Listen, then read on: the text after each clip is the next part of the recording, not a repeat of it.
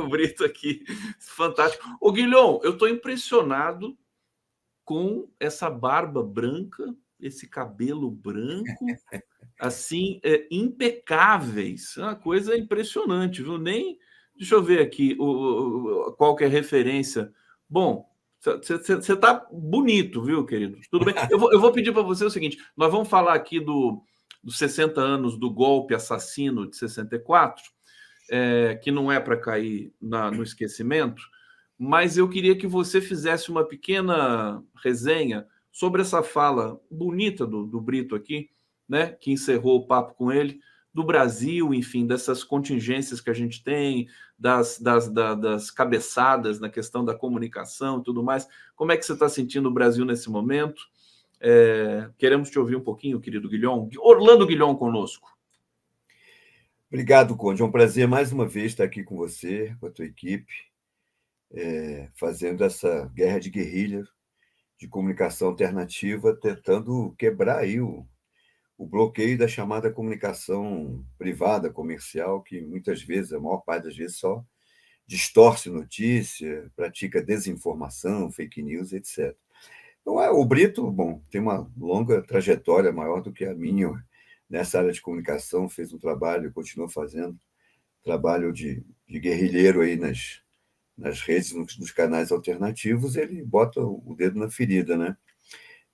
Nós que lutamos, e não de hoje, pela democracia, e por mais democracia, não apenas por uma democracia formal, a gente sabe que não haverá democracia no Brasil se nós não conseguirmos democratizar os meios de comunicação. E ele denunciou muito bem nas falas dele como a mídia comercial privada ela está estritamente vinculada aos interesses das elites brasileiras. Sempre esteve e continua estando, né? A gente pode até dizer, mas a Globo está um pouquinho melhor, porque ela ataca o Bolsonaro e agora defende alguns aspectos do governo Lula, mas aí aparece o negócio você estava falando dos precatórios, dos dividendos lá da Petrobras, a confusão que deu, e eles logo focam, né, uma postura absolutamente, não só crítica, porque pode criticar, a crítica faz parte do debate democrático. Tem todo o direito de ter uma outra opinião. O problema é que eles passam a ter só uma opinião e ficam enfiando pela goela do povo brasileiro a única opinião de que o governo está errado, que o governo está interferindo na Petrobras, desconhecem que a Petrobras é majoritariamente estatal, etc. E tal. Então, essa forma de informação, que é uma informação deturpada, manipulada, faz um mal enorme ao nosso povo, né? E a gente fica travando a nossa guerra de guerrilha, tentando furar as bolhas, tentando competir com esses impérios de comunicação, né? Tipo Globo, SBT, Record e tal. É duro a nossa batalha, mas o Fernando está de Meu parabéns querido com você. Guilhom, eu estou lembrando aqui, porque as mídias independentes, nós já fizemos até essa autocrítica, né? Em alguma medida, realmente nós ajudamos a direita a pautar o debate público. Infelizmente, é uma autocrítica que a gente tem que fazer, porque a gente acaba pegando essas. Né, é uma armadilha, né? Essas coisas absurdas que a extrema-direita faz, o Nicolas e tudo mais, e a gente acaba reforçando o engajamento deles, né? Não é fácil sair dessa armadilha. Por isso que é importante você, o Brito e tal, os convidados aqui que dão o tom, inclusive o público aqui também, que é muito qualificado aqui no bate-papo, dá o tom para a gente poder fazer uma resistência democrática também no campo do discurso e do debate público. O Guilhom veio aqui hoje para falar um pouco de 64 e vamos seguir aqui um roteiro. Guilhom, eu acho que você podia começar falando para a gente, né, contextualizar um pouco a ditadura e os impactos na sociedade brasileira. A gente percebe que os impactos perduram, né? Eles não foram debelados.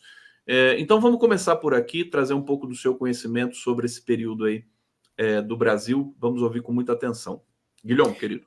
Então, como nós estamos fazendo já 60 anos daquele fatídico golpe civil-militar que se abateu sobre o nosso país, acho muito importante que canais como a TVT, como o Canal do Conde e outros da mídia alternativa abram espaço para esse debate, porque muita gente, principalmente as novas gerações, não sabem o que foi a ditadura civil-militar.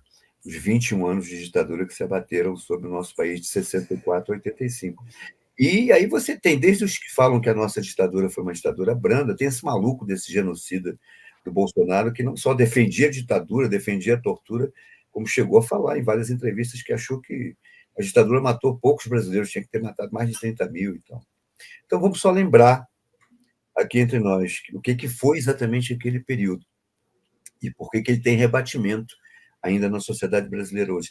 Partidos políticos foram proibidos e fechados, só podia existir Arena e MDB, e o MDB eram. A diferença, a gente costuma dizer que era a Arena dizia sim, senhor, e o MDB dizia sim para a ditadura. Era muito difícil fazer política naquela época, os partidos eram obrigados a trabalhar na clandestinidade. Sindicatos, associações de classe, instituições sofreram intervenções, foram fechadas, foram censuradas. A censura se abateu sobre os meios de comunicação, jornais, revistas, televisões, rádios, etc. E principalmente sobre as artes e a cultura, né? Peças de teatro, filmes, músicas, livros, etc., exposições foram barbaramente censuradas. Perseguição a várias lideranças políticas e militantes da oposição, aos milhares, cassações, intimidações, perda de emprego, demissões, prisões ilegais, torturas, assassinatos, exílios, desaparecimentos forçados e tal. Só para lembrar que a Comissão de Mortos e Desaparecidos reconheceu 357 casos de mortos e desaparecidos. Na realidade, são muitos mais, são mais de 400, 436, se não me falha a memória, mas não estão computados dentro desses mortos lideranças indígenas, lideranças rurais, lideranças ribeirinhas e tal, cujos nomes se perderam, não eram tão conhecidos, não pertenciam a organizações, a partidos clandestinos. Calcula-se que no Brasil nós tivemos mais de 10 mil pessoas assassinadas durante o período da ditadura militar. Se isso, bom, as chamadas casas de tortura, como é o caso da Casa da Morte lá em Petrópolis, do batalhão da Polícia Militar na Barão de Mesquita aqui no Rio e vários outros no Brasil inteiro. Tudo isso mostra que essa ditadura que se abateu sobre o país, ela não foi nem um pouco branda. O fato de que em outros países nós tivemos um número maior de assassinatos, de torturas, de desaparecidos, não significa que no Brasil a barra não tenha sido muito, muito, muito pesada. E a importância da gente lutar hoje por memória, verdade, justiça, reparação, democracia, é exatamente porque a gente não pode esquecer, né? Um país que não tem memória é um país que não tem passado. Um país que não tem passado é um país que está fadado a não conseguir construir o seu futuro. Por isso é que muitas instituições, coletivos, entidades, partidos, continuam lutando por essa memória, por essa reparação. Né? Guilhom, deixa eu aproveitar e tirar uma dúvida permanente que eu tenho com relação a esse período.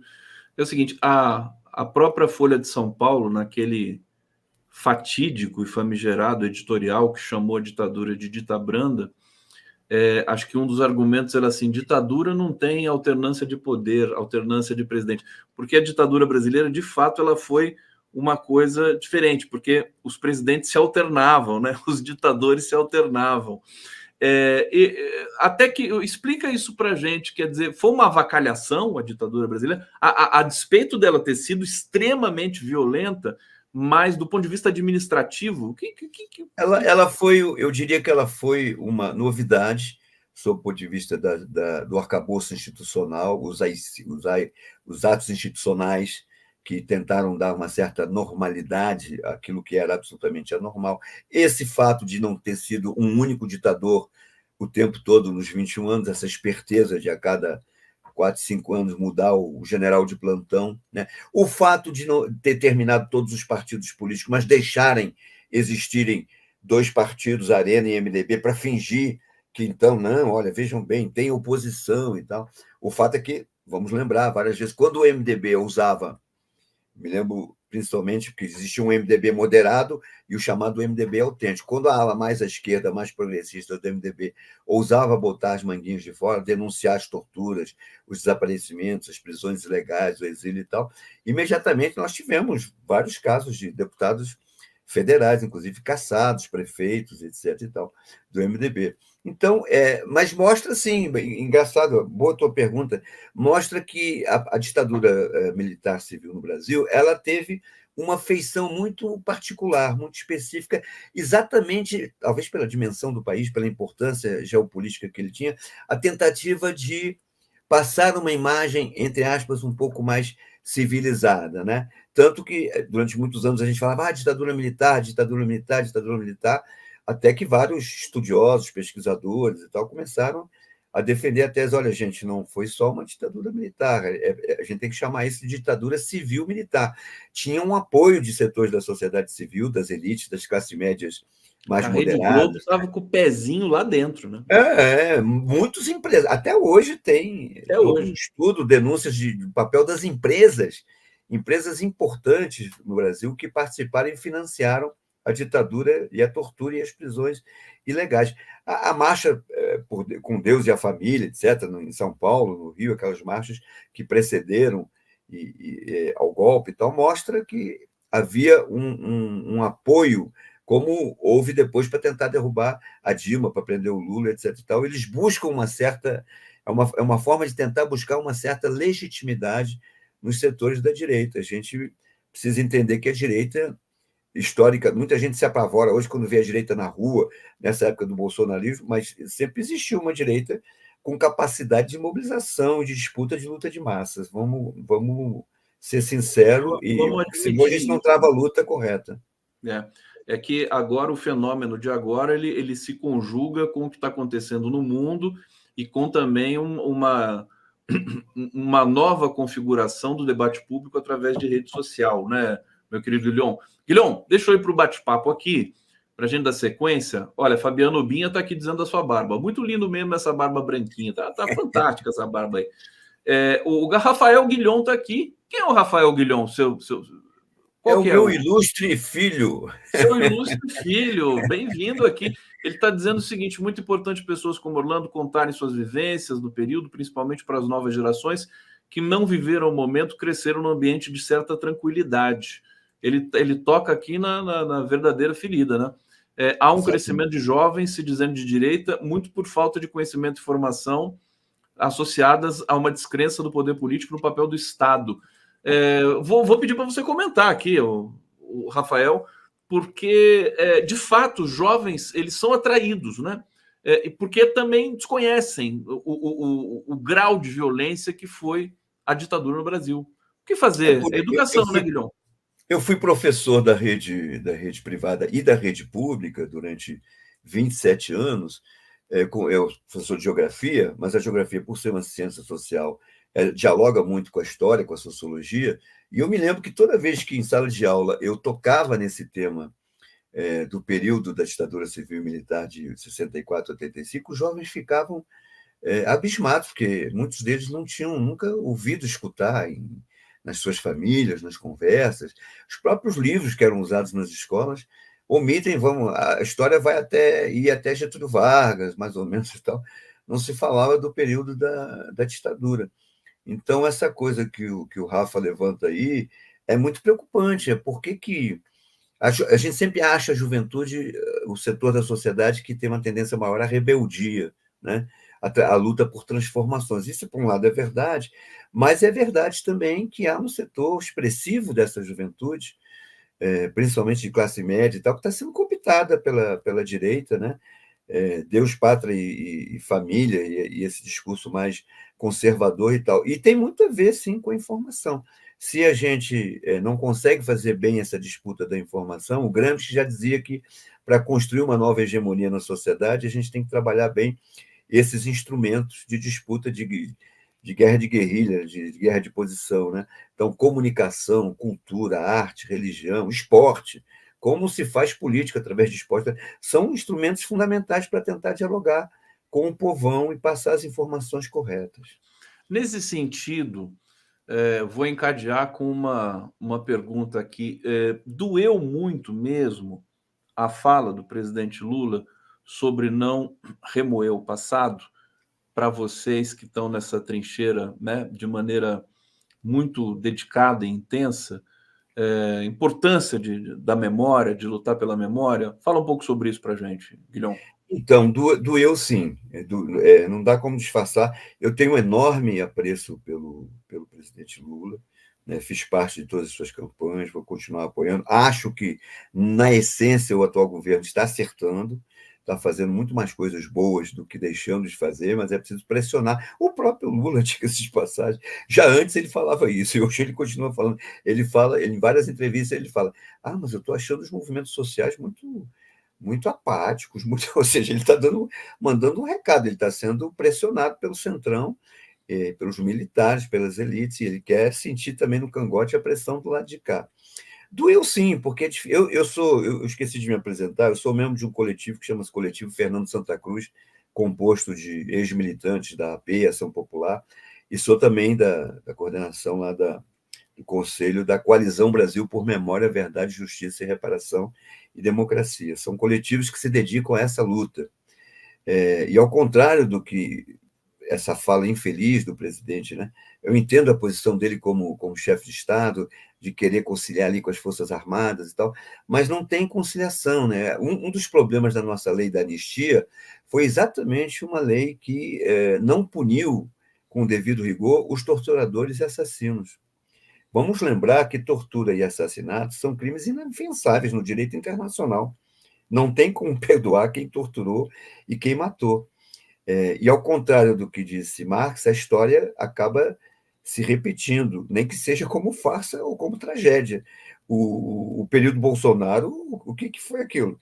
É a repetição da história. O que foi o 8 de janeiro, a tentativa de golpe e tal, que à medida que as investigações vão avançando, a gente percebe que tinha um razoável grau A gente de... percebe que foi muito pior do que a gente imaginou.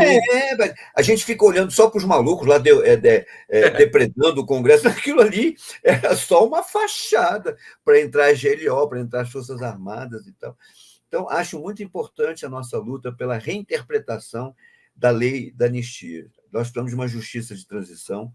Vamos olhar para o que aconteceu com o Uruguai, com a Argentina aqui do lado, com o Chile. Vamos olhar para o que Desculpa, só para aconteceu. contextualizar, Guilhom, a releitura, a reinterpretação da lei da anistia está no STF, né? Exatamente, Só por isso. exatamente.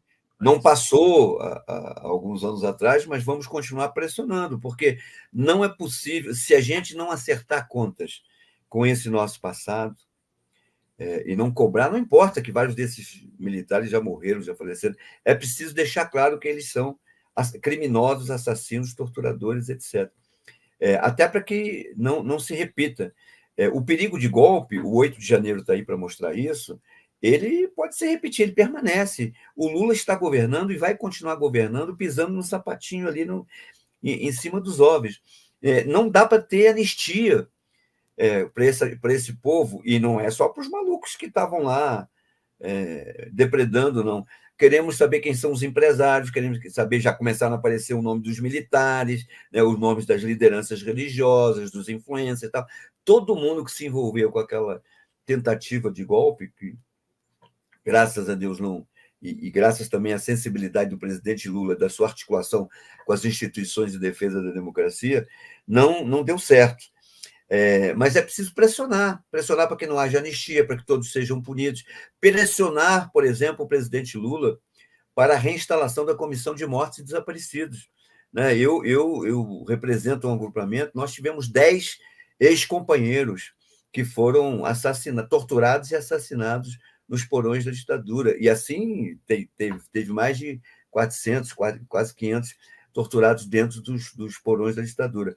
Nós queremos justiça, vários desses companheiros, seus corpos sequer foram devolvidos às suas famílias não puderam enterrar os seus entes queridos. É o caso do Fernando Santa Cruz e do Vlado Collier Filho. Que às vezes as pessoas não conseguem entender, porque é raro você ter alguém cujos entes não estejam enterrados num determinado local e tudo, num cemitério e tudo. Exatamente. Então é muito difícil você não ter nem a chance, né, de, digamos, orar, enfim, ter as suas relações ali pessoais e espirituais com aqueles que já se foram. O Orlando Guilhom falou que o Lula governa pisando em ovos, né? pisando em ovos, desde que não sejam os nossos, né? Ele pode continuar governando pisando em ovos, né, Guilherme? A gente pode até mandar para ele um roteiro de quais são os ovos que ele precisa pisar mais. Quais os Pagar ovos, dos né, que nossos ele aqui. precisa pisar. Ô, Guilherme, vamos falar da Marcha da Democracia. 1º de abril, você está diretamente aí, né? Não sei se você está coordenando, se você está com um grupo, sempre é um grupo, né? Conta para a gente, vamos fazer o chamamento aí, que vai ser no Rio de Janeiro, né? Claro. Então, essa iniciativa está sendo organizada por um conjunto enorme de entidades da sociedade civil. Eu citei aqui a coalizão Brasil por Memória, Verdade, Justiça, Reparação e Democracia, o nosso coletivo aqui, Fernando Santa Cruz, modestamente, mas tem o MST, a BI, vários mandatos de parlamentares, partidos, centrais, sindicatos, a própria Prefeitura de Juiz de Fora, com a prefeita Margarida Salomão, o secretário municipal de Direitos Humanos lá de Juiz de Fora, com Pedro Biel, é o nosso comandante em chefe aqui nessa organização. Temos feito várias reuniões, lives, etc., para o Nilmário Miranda, que é assessor especial do ministro de Direitos Humanos e Cidadania, tem participado, está de cabeça nisso. Essa marcha vai ser uma marcha, a gente está chamando de marcha reversa, porque, ao contrário do que aconteceu com as tropas do general Mourão, que vieram de Juiz de Fora para dar o golpe aqui em direção ao Rio, nós vamos sair no sentido inverso, ou reverso. Nós vamos sair do Rio de Janeiro, estamos marcando ali às 7h30 da manhã na Cinelândia, vários ônibus, vans, carros, etc. Vamos sair na direção a Juiz de Fora. Outras caravanas sairão do Espírito Santo, de Vitória, outros de São Paulo, outros da Zona da Mata e de Belo Horizonte, lá de Minas Gerais, tal, todos em direção a Juiz de Fora. A do Rio de Janeiro vai fazer 2 paradas, uma em Petrópolis, ali no Quitandinha, em função da existência da Casa da Morte lá em Petrópolis. Nós não vamos passar na Casa da Morte, porque ela fica numa região um pouco mais distante, de difícil acesso. Vamos dar uma parada rápida ali no Quitandinha, fazer um pequeno... Vai ter um ato simbólico na saída no Rio, de manhã, às 7h30, 8h da manhã. Vai ter outro ato simbólico ali em Petrópolis, e um terceiro ato simbólico ali perto de Levi Gasparian, na ponte, que é a divisa entre os estados do Rio e Minas Gerais. E, finalmente, às 4h da tarde, faremos um grande ato em Juiz de Fora, na Praça Antônio Carlos, aí com a presença de familiares do ex-presidente João Goulart, dos ex-governadores Leonel Brizola e Miguel Arraes, de representantes de presos políticos, familiares, etc. Vamos vamos bater bumbo, né? É uma forma da gente... Nesse dia 1º vai ter vários atos pelo Brasil inteiro, lançamentos de livros, lançamentos de documentários, rodas de conversa, de debates, etc. E tal. Aliás, você está projetando aí também outra iniciativa que acontecerá no dia 1º de janeiro. Esse livro aqui, deixa eu só passar aqui as imagens, ô Guilhom, e depois você vai explicar uma a uma para a gente. Aqui é o chamamento para a Marcha Democracia, 1º de abril de 2024, Cinelândia, 7h30 da manhã, saída do Rio de Janeiro às 8h, chegada a Petrópolis, Quitandinha, olha só. Isso aqui é uma caravana, né?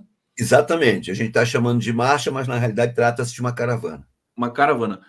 Marcha da Democracia, olha só. Esse cartaz é do Aroeira, contribuição do Aroeira para a nossa marcha. Ficou muito bacana. Está aqui o João Goulart, né? Exatamente. 1º de abril de 2024. Que bonito isso aqui do Aroeira. Aqui mais uma imagem. Ficou muito bonita também as letras aqui. Isso aqui é o Guilhom. Espera aí, deixa eu voltar aqui. Vamos falar do livro, o Guilhom, e depois a gente volta a fazer o chamamento? Como é que é esse livro? Quem que participa desse livro? Então, esse é uma iniciativa que foi idealizada e coordenada pelo companheiro Francisco Celso Calmon, que a gente chama carinhosamente de Chico Calmon, lá de Vitória do Espírito Santo, advogado, escritor, ex-preso político, ativista político. Ele teve essa ideia de reunir 60 artigos, na realidade acabou sendo 64, porque surgiram mais 4 de última hora, de militantes políticos que eram militantes na época, ou que se transformaram em militantes no período aí do regime militar, e em cima de 2 perguntas: aonde você estava em 1º de abril de 64 e aonde você está hoje, o que aconteceu com a sua trajetória de vida, como é que você enfrentou o período da ditadura, do pós-ditadura, né, o retorno à democracia, etc. Então, é muito interessante porque o resultado do livro ficou muito bacana, recomendo. Vai ter um lançamento simultâneo no dia 1º de abril, o nosso do Rio de Janeiro, que está estampado aí a partir de 18 horas no Museu da República. Infelizmente, eu estarei na marcha, porque eu estou também na coordenação da marcha, mas vários autores dos livros estarão lá. E vai ter em São Paulo, em Belo Horizonte, em Vitória, em Brasília, em Goiânia, né, em Porto Alegre, em Salvador, enfim, vai ter nas capitais no dia 1º, e depois do dia 1º vamos fazer alguns lançamentos também em outras cidades do interior. Estou tentando organizar um aqui em São Pedro da Serra, distrito rural aqui de Nova Friburgo, para o dia 6. É muito interessante, porque ao ler o livro, você percebe como um fato histórico, que é o caso do golpe, né, e suas consequências, como é que existem leituras tão diversas, tão ricas e tão complementares, experiências tão fantásticas de militância, de ativismo, de resistência, em várias áreas culturais, jurídicas, de militância sindical, de militância. Muitos de nós lutamos na clandestinidade naquela época, é o meu caso, o caso da organização. Tem vários companheiros da minha ex-organização, da AP, da Ação Popular, que escrevem artigos, mas também companheiros do MR8, da PO, da ALN, da VAR Palmares, do PCBR. Então, são experiências muito interessantes. Gente que foi exilada, gente que foi presa, torturada, etc. Tem muitas experiências que estão lá nesse livro. Recomendo a todos participarem nas suas capitais desse lançamento. Depois eu quero combinar com você, Guilhom, para a gente fazer também aqui um lançamento especial desse livro num outro programa, e trazer as pessoas que participaram do livro. Algumas pessoas, fazer uma Sim, semana. certamente o Chico Calmon terá o maior prazer de poder participar. Ele tem na cabeça, muito melhor do que eu, todo o processo, a engenharia política que foi a construção. Você imagina juntar 60 pessoas que hoje estão espalhados em vários estados e cidades no Brasil. Eu estou aqui escondido no interior do estado do Rio e tal, e assim tem gente do Pará, gente do Centro-Oeste, gente do Sul, do Guilhom, Nordeste. deixa eu ir para o bate-papo aqui mais uma vez. Olha, a Marilula Segatti está falando aqui. Condé, manda um beijo para mim. Não, hoje eu não vou mandar, não, viu? Eu sinto muito, mas hoje não vou mandar. A Uda Vale, muitos estão aí até hoje. Horror, instituições mataram, torturaram e estão aí. Torturaram, né? É óbvio que Dilma foi tirada do poder pelas comissões da verdade. Muito triste, até hoje não houve nada, né? Não teve uma resposta. Aliás, a Dilma precisa ser reparada, né? A gente também, eu cobro essa reparação constantemente aqui nas transmissões. Fátima Miranda, empresários financiavam as torturas ocorridas nas Casas da Morte, aqui em São Paulo, no sítio 31 de março, na região de Parelheiros. Sheila Muito bem Cantora. lembrado. Bom dia, Conde. Para quem estudou na época da ditadura, nossos livros ocultavam totalmente a situação em que vivíamos. Débora Andrade, gostaria de divulgar para os companheiros meu artigo Por que Lula pode comparar o genocídio em Gaza ao Holocausto, no site A Terra é Redonda, para contribuir com o debate. O site A Terra é Redonda é fantástico, né? Tem os melhores artigos, né? Os maiores acadêmicos brasileiros escrevendo ali, e muita gente também de outras formações. Débora Andrade, obrigado pela dica. Vamos trazer, inclusive, quem sabe você não vem aqui para falar disso, hein? Ela diz aqui, super importante a marcha pela democracia, vamos mostrar que a democracia importa. E a Marilula Segatti está aqui, ela pensou que eu não ia mandar o beijo para ela. Condé, cadê meu beijo? Troca um beijo. Ela sempre pede um beijo, viu, o meu querido Guilhom? Então, ó, um beijo para você, em nome também de todo mundo que está assistindo aqui o nosso 11 News. Eu tô com as imagens aqui, o Guilhom, que você me passou, eu quero colocar na tela, porque são impressionantes. Aqui é o Fernando Santa Cruz. Santa Cruz, né? Que é o pai do que foi presidente da OAB. Como é que é o nome do Felipe Santa Cruz. Santa Cruz. Ele foi, enfim, o Bolsonaro hostilizou muito Em a memória. 2019 atacou ele, a memória do pai dele, bravamente. Foi quando nós nos reunimos nesse coletivo Fernando Santa Cruz para fazer um abaixo-assinado, fizemos várias mesas de debate e tal, para resgatar a memória do Fernando, do Eduardo e de outros heróis da política brasileira que lutaram e foram presos, torturados e assassinados na época da ditadura civil e militar. Fala um pouco do Santa Cruz para a gente, o Guilhom. Você foi próximo a ele? Você foi. Como é que foi? Muito interessante. Eu entrei na Ação Popular na semana, alguns dias depois da queda do Fernando e do Eduardo. Eles caíram no dia 23 de março de 74, portanto, completaram agora, no dia 23 de fevereiro, perdão, de 74, completaram no mês passado 50 anos da sua queda e foram imediatamente assassinados nos porões da ditadura militar, possivelmente ali no batalhão, ou na Casa da Morte, possivelmente na Casa da Morte, por tudo que a gente conseguiu apurar de Petrópolis. O Fernando e o parceiro dele, amigo Eduardo Collier Filho, ambos foram estudantes da UF e eram militantes, não só militantes, como os dirigentes do Comitê Central da PML, Ação Popular Marxista-Leninista. O Eduardo já vivia na clandestinidade desde o Congresso de Ibiúna. O Fernando não, o Fernando era um ativista que vivia na legalidade, tinha acabado de se mudar com a mulher e com o filhote, que era o Felipe, para São Paulo, estava trabalhando numa empresa pública lá de São Paulo, de água e esgoto e tal, e veio visitar o amigo Eduardo Collier Filho na semana do Carnaval. Esse ano o Carnaval foi exatamente nessa semana, era sábado de Carnaval, e os dois tinham um encontro, o que a gente chamava de ponto de rua, um encontro marcado para trocar materiais, informações sobre a nossa organização. Eu ainda não, eu era simpatizante da organização, não cheguei a conhecer nenhum dos dois, mas reverencio a memória deles, não só deles, de outros, Onestino Guimarães, que foi presidente da UNO, Humberto Câmara Neto, Paulo Stuart Rai, José Carlos Mata Machado, Gildo Lacerda, todos foram companheiros do Comitê Central da AP que faleceram entre setembro de 73 e fevereiro de 74. Caíram 7 companheiros Nem do se nosso. sabe o dia exato Não, a gente sabe sempre o dia exato da queda, mas não se sabe nunca o dia exato do assassinato, porque o processo de tortura e assassinato dentro das prisões, às vezes você tem situações em que há uma testemunha, porque tem outro preso que estava na mesma cela, ou tem outro preso que estava na cela ao lado e viu o companheiro passar ensanguentado, sendo torturado e tal. Você tem alguns relatos nesse sentido, mas ninguém consegue bater o martelo e dizer exatamente em que hora, em que dia cada um deles perdeu a vida, mas certamente perderam a vida ali naquele período ali, no caso desses dois, em 23 de fevereiro de 74. É bom registrar que, recentemente, liderados pelo MST e também com apoio do Nilmário Miranda, lá do Ministério de Direitos Humanos, uma comitiva de muitas entidades, nós conseguimos juntar aí mais de 300 pessoas, foi à usina de Cambaíba, aqui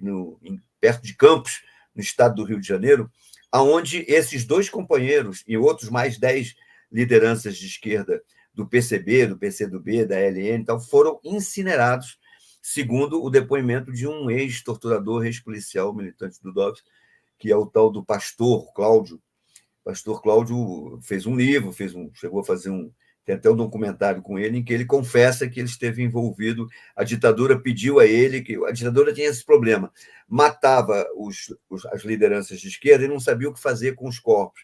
Então, tem vários casos de cemitérios clandestinos, tem casos que os corpos eram jogados em aviões para o mar, e tem esse caso da usina de Cambaíba, onde 12 militantes clandestinos, depois de assassinados, tiveram seus corpos incinerados. Nós fizemos uma bela homenagem e vamos criar um memorial, um centro de memória lá, onde tem os fornos da usina Cambaíba, em homenagem a esses 12 companheiros, entre eles o Fernando Santa Cruz e o Eduardo Collier Filho, nossos companheiros saudosos. Guilhom, o pessoal está pedindo muito aqui o link do livro e tudo mais. Eu achei aqui uma matéria do Tribuna do Norte. 7 capixabas estão entre 60 autores do livro sobre os 60 anos do golpe de 64. O livro é histórico, hein? É uma peça absolutamente importante aqui. O Chico Calmon vai ter que vir aqui falar em breve. Os lançamentos estão aqui: Rio de Janeiro, 1º de abril, Museu da República, 18 horas. 1º de abril, São Paulo, Teatro Ruth Escobar. Vitória, Adufes, 10 horas. Biblioteca Pública do Espírito Santo, 19 horas. Belo Horizonte, Casa do Jornalista. Curitiba, Anfiteatro 100 do setor de Ciências Humanas da Universidade Federal do Paraná, 18 horas. Goiânia, Sindicato de Jornalistas. Passo Fundo, Avenida Presidente Vargas, 1610, loja 1016, Passo Fundo, Shopping São Cristóvão. Tá aqui o link, gente, para quem quiser essas informações. Eu coloquei no bate-papo. Você pode, através desse link, pegar essas informações. Eu não sei se o livro está à venda na internet ou... Então, a novidade é que, como a gente não conseguiu reproduzir uma quantidade expressiva, é uma editora pequena, e a gente optou, vai ter, claro, livros impressos nesses lançamentos, mas numa quantidade ainda bastante residual, e a gente vai disponibilizar a chamada versão virtual do livro, gratuitamente. Estamos fechando ainda as negociações, mas nos dias de lançamento nós vamos anunciar a plataforma onde o livro estará absolutamente disponível. Hoje a juventude acessa muito esse tipo de leitura virtual, né? Então ele vai ficar assim disponível para quem não puder ter acesso à versão impressa. Orlando Guilherme, eu já estou colocando o próximo convidado aqui, o Mauro Patrão, vai falar um pouquinho de economia, de educação com a gente. O Mauro, interessante que ele tem o rosto bastante fino, ele é magro e cabe direitinho aqui nessa faixa, né, Mauro? Cara, gostei, viu, Mauro? Ficou muito bom aí. Seja bem-vindo, Mauro Patrão. Ele tem o sobrenome dele é Patrão, viu, Guilherme? Não é porque ele é patrão, não, viu? Pô, o Gustavo não cansa de me lembrar, né? Nunca ninguém falou isso para você, né? Nunca ninguém me falou.